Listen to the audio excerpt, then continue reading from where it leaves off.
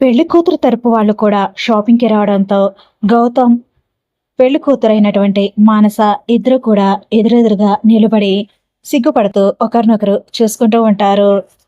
మీ ఇద్దరు మాట్లాడుకుంటూ ఉండండి.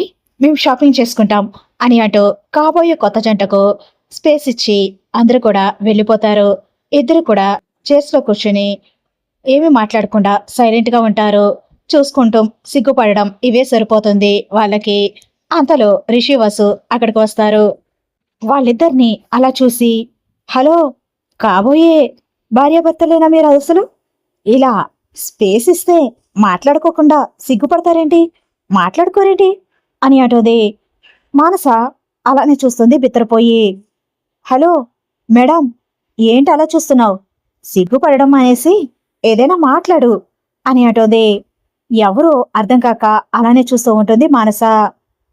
ఏంటి, నేనెవరో అని పరిచయం చేసుకోవాల్సిన పరిస్థితి నాకు ఏర్పడుతుందని నేను అనుకోలేదు అని అంటుంది. ఏయ్, ఆపుతావా?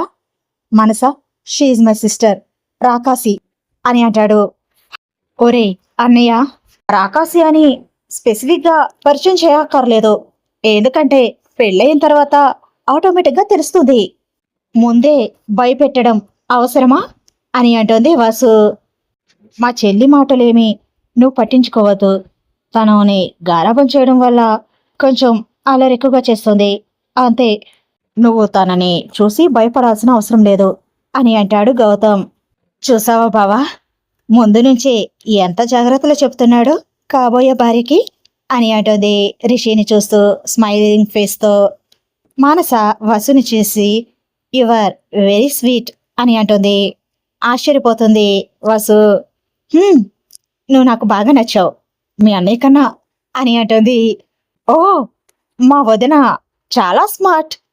ఆడబడుచుని భలే బుట్టలో వేసేసుకుంటున్నావే. నువ్వు నాకు చాలా బాగా నచ్చావు వదినా అని అంటుంది వసు. నాకు కూడా నువ్వు చాలా బాగా నచ్చావు. ఆడబడుచుని ఆ మాత్రం ప్రసన్నం చేసుకోకపోతే ఎలా అని అంటుంది మానస smiling ఫేస్తో.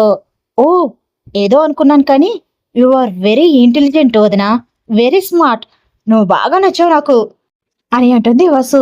Thank you so much నేను నీకు నచ్చినందుకు. నువ్వు ఫారిన్లో ఉన్నావు అని చెప్పారు, పెళ్ళికి వస్తావని చెప్పారు. నిన్ను చూసినందుకు, కలిసినందుకు, నీతో మాట్లాడినందుకు నాకు చాలా హ్యాపీగా ఉంది అని అంటుంది మానస. నువ్వు హ్యాపీగా ఉంటే సరిపోదమ్మా, నేను కూడా హ్యాపీగా ఉండాలి కదా అని అంటుంది.